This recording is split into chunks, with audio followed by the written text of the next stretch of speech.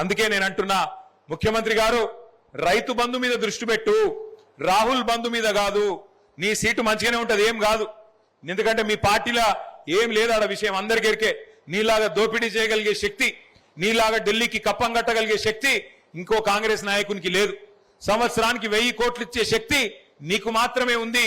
ఆ దోపిడీ చేసే ఆట్టు నీకు మాత్రమే ఉంది. కాబట్టి నీ కుర్చీకొచ్చిన గండమేం లేదు. ఇప్పటికైనా నువ్వు మున్సిపల్ ఎన్నికల్లో మాటిచ్చినావు.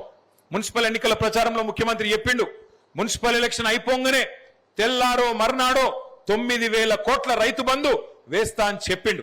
ఎప్పుడు? ఫిబ్రవరి 10వ తారీఖు, ఫిబ్రవరి 9వ తారీఖు చెప్పిండు.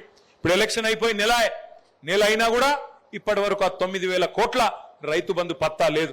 ముఖ్యమంత్రి గారికి నేను ఒకటే విజ్ఞప్తి చేస్తా ఉన్నా, ఇప్పటికైనా బుద్ధి తెచ్చుకొని ఇచ్చిన 6 గ్యారంటీలు, మేము ఇచ్చిన పేదలకు ఇచ్చిన కార్యక్రమాలు, బీసీలకు చెప్పినావు, బలహీన వర్గాలకు 1,00,000 కోట్ల బడ్జెట్ అన్నావు, సంవత్సరానికి 20,000 కోట్ల బడ్జెట్ పెడతా అన్నావు. మరి 3వ బడ్జెట్ నీ ప్రభుత్వం పెట్టబోతా ఉంది.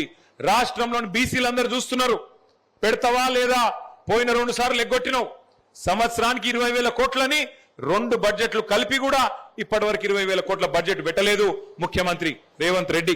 మరి ఇప్పుడు ఈ బడ్జెట్ లోనన్నా 16 తారీఖు నుండి ప్రారంభమయ్యే బడ్జెట్ లోనన్నా ఖచ్చితంగా బీసీలకు 20,000 కోట్లు పెడతావా లేదా అని చెప్పి రాష్ట్రంలోని ప్రతి బీసీ బిడ్డ నీ దిక్కే చూస్తున్నాడు.